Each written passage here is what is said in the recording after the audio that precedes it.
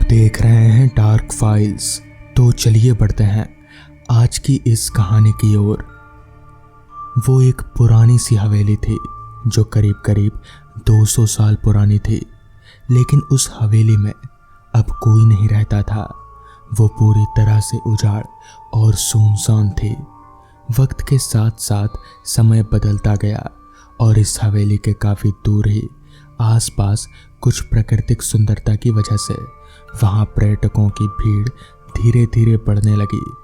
पर वो हवेली से काफ़ी दूर था और हवेली बहुत बहुत अंदर उस जंगल की गहराइयों में। एक दिन वो करीब 4 दोस्त थे जो उस जगह पर कुछ अपना समय व्यतीत करने के लिए आए थे। उन्हें ट्रैकिंग करना पसंद था, घूमना पसंद था, इसलिए आज वो इस हरे भरे पहाड़ पर ट्रैकिंग करने के लिए आए थे। काफ़ी देर तक घूमने के बाद वो शायद कुछ रास्ता भटक गए और ट्रैकिंग करते करते वो लोग काफ़ी अंदर तक चले गए, उस जंगल की गहराइयों में और अंदर। और फिर उन्हें दिखाई दी एक उजाड़ सुनसान खंडर में बदल चुकी एक हवेली, जिसके आसपास एक प्राणी तक नहीं था, जिसके आसपास जीवन का नामो निशान भी नहीं था। उस हवेली को देखते ही वो चारों दोस्त रोमांचित हो गए। उन्हें लगा कि कोई पुरानी सी हवेली है जिसे उन लोगों ने खोज निकाला। लेकिन सच तो ये था कि उन्होंने उस हवेली को नहीं खोजा था, बल्कि उस हवेली ने उन्हें खोजा था। कुछ ही देर में वो चारों हवेली के सामने खड़े हुए। देखकर तो लगता है काफ़ी पुरानी है, लेकिन नक्काशी तो देखो, ज़रूर इसका मालिक कोई रात से ठाट बाट वाला होगा। उनमें से एक ने कहा, और ये भी हो सकता है कि अंदर खजाना भी हो शायद। आंखों में चमक लिए उनमें से कोई दूसरा बोला। उन चारों को लग रहा था कि इस भव्य हवेली के अंदर कोई खजाना छुपा हो सकता है जो शायद उन लोगों को मिल भी सकता है। वो लोग काफ़ी अंदर तक आ गए, इसलिए इस हवेली को उन्होंने ही ढूंढा है। उन्हें ऐसा लग रहा था कि उसी खजाने की लालच में वो चारों उस हवेली के अंदर चले गए। हवेली का दरवाज़ा उन्होंने खोला, जो बड़ी आसानी से खुल भी गया। दिन के समय भी उस हवेली के अंदर घुप अंधेरा था, इतना अंधेरा कि कुछ भी दिखाई नहीं दे रहा था। उन लोगों ने अपने अपने मोबाइल निकाले और उसकी टॉर्च जलाई, और उसी टॉर्च की रोशनी की मदद से वो आसपास देखने लगे। जितनी भव्य बाहर से दिख रही थी, उतनी ही अंदर से भी थी। भले ही वो खंडर थी और बहुत ज़्यादा जर्जर हो चुकी थी, लेकिन उसकी नक्काशी देखकर अंदाज़ा लगाया जा सकता था कि जब वो अपने सही हालत में होगी तो वाकई बहुत ही खूबसूरत दिखती होगी। उस हवेली में जगह जगह मकड़ियों के जाले और धूल का गुब्बार था, और हर जगह काला स्याह अंधेरा। तभी उन लोगों की नज़र एक तरफ जाकर रुक गई। उन लोगों ने देखा कि उस हवेली के आखिरी छोर पर कोई हल्का हल्का सा उजाला आ रहा है। वो चारों ही आश्चर्यचकित हो गए। भले इतने अंधेरे के बीच वहाँ से भला कौन सी रोशनी आ रही है, वो चारों सोचने लगे। और फिर वापस उनके मन में खजाने का लालसा जगमगाने लगी। वो लोग उस तरफ चलने लगे, शायद उस तरफ खजाना हो। इस सोच के साथ उस तरफ बढ़ने लगे। अब वो उस हल्की हल्की आती हुई रोशनी के सामने खड़े हुए थे, जो कि एक दरवाजे के नीचे से आ रहे थे। वो लोग सोचने लगे कि इतनी घुप अंधेरी वाली हवेली के अंदर, जहाँ सूरज की रोशनी तक अंदर नहीं आ सकती, तो इस आखिरी छोर में जहाँ ये दरवाज़ा है, भला इसके नीचे सुनहरी रोशनी कैसी। लगता है ज़रूर कोई खजाना होगा इधर, उनमें से एक लड़का बोला, और बाकी सभी ने भी उसकी इस बात पर अपनी सहमति दी। वो उस दरवाजे को खोलने की कोशिश करने लगे। लगता है काफ़ी पुराना है, जंग भी खा गया है, उनमें से एक बोला, जो दरवाजे को खोलने की कोशिश कर रहा था। फिर वो चारों ही मिलकर उस दरवाजे को खोलने की कोशिश करने लगे, लेकिन वो दरवाज़ा टस से मस नहीं हुआ।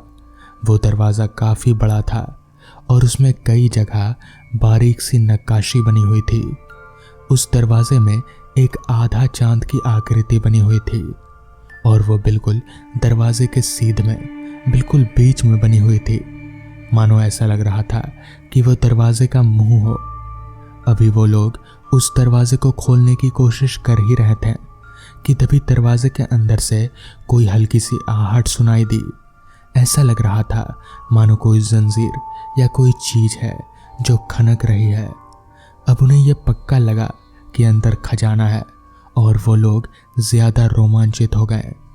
वो फिर से दरवाजे को वापस खोलने की कोशिश करने लगे, लेकिन दरवाज़ा खुल ही नहीं रहा था।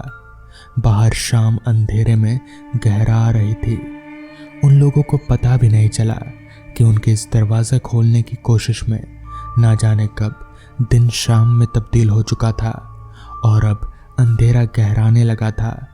लेकिन अंदर तो हवेली में पहले से ही अंधेरा था, तो उन्हें समय का कुछ ध्यान ही नहीं रहा। बहुत देर तक कोशिश करने के बाद भी जब दरवाज़ा नहीं खुला तो वो चारों थके हारे सामने ही नीचे ज़मीन पर बैठ गए।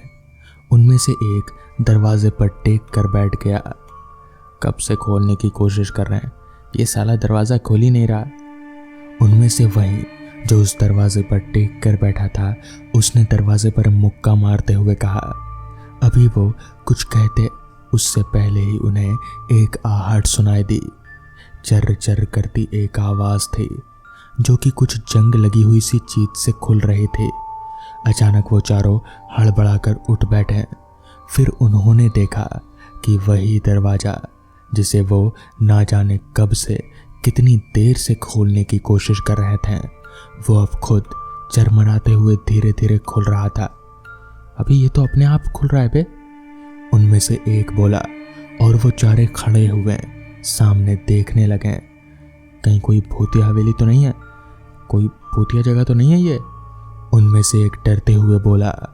अब वो चारों डरने लगे थे क्योंकि वो दरवाज़ा अपने आप चरमराते हुए खुल रहा था। ना जाने कितने ही दिनों से या कितने ही सालों से वो बंद था और मानो आज कुछ मिल रहा था, शायद कोई शिकार। इस तरह वो खोले जा रहा था। दरवाज़ा पूरी तरह से खुल गया और वो चारों सामने खड़े मुंह खोले सामने की तरफ देखते रहे। अब तक दरवाजे के नीचे से हल्की हल्की सी सुनहरी रोशनी आ रही थी। वो सुनहरी रोशनी तो दूर, अंदर उस दरवाजे के भी खूब अंधेरा ही था। उन लोगों को समझ में नहीं आ रहा था कि जब दरवाज़ा बंद था तब तो उसके नीचे से रोशनी थी और अब दरवाजे से रोशनी भला कहाँ चली गई। तभी उस दरवाजे के अंदर से कोई सरसराहट जैसी आहट हुई। धीरे धीरे वो आवाज़ तेज होती गई, जैसे कि कोई घसीटते हुए आ रहा हो, पर दिखाई नहीं दे रहा था, कोई भी नहीं था। तभी जो लड़का कुछ देर पहले उस दरवाजे से टेक कर बैठा हुआ था और जिसने उस दरवाजे पर मुक्का मारा था, वो लड़का सबसे पहले आगे आ खड़ा हुआ और अचानक में से ही एक ही पल में वो सब कुछ हो गया। दो भयंकर हाथ जो बेहद ही भयावह दिख रहे थे, बड़े बड़े नाखूनों वाले, वो बाहर आए और उस हाथ ने उस लड़के को पकड़कर एक ही झटके में अंदर खींच लिया और वह दरवाज़ा फटाक की आवाज़ के साथ वापस बंद हो गया। अचानक हुए इस घटने से वो तीनों हक्के बक्के सामने देखते रहे, जैसे अभी अभी उस दरवाजे के अंदर से किसी अदृश्य शाय ने उनके एक दोस्त को अंदर खींच लिया था, जिसका सिर्फ भयानक हाथ ही दिखा और वो भी बंद हो गया। अचानक उन्हें अपने पैर के नीचे कुछ गीला गीला सा महसूस होने लगा और जब उन्होंने नीचे देखा तो पाया उस दरवाजे के नीचे से खून की धारा बहती हुई आ रही थी, जो उनके पैरों के नीचे तक पहुंच गई थी। वो देखते ही तीनों चिल्लाकर भागने लगे, पर बहुत देर हो चुकी थी। हवेली के सारे दरवाजे अपने आप बंद हो चुके थे और भागते भागते वो लोग सामने एक दरवाजे की तरफ आकर रुक गए और चौंक पड़े। उन्होंने देखा तो वही दरवाज़ा था जहाँ से अभी अभी उनका दोस्त किसी ने अंदर खींचा। वो लोग डर गए। आखिर दौड़ते हुए बार बार वो लोग फिर से उसी दरवाजे के सामने कैसे पहुंचे?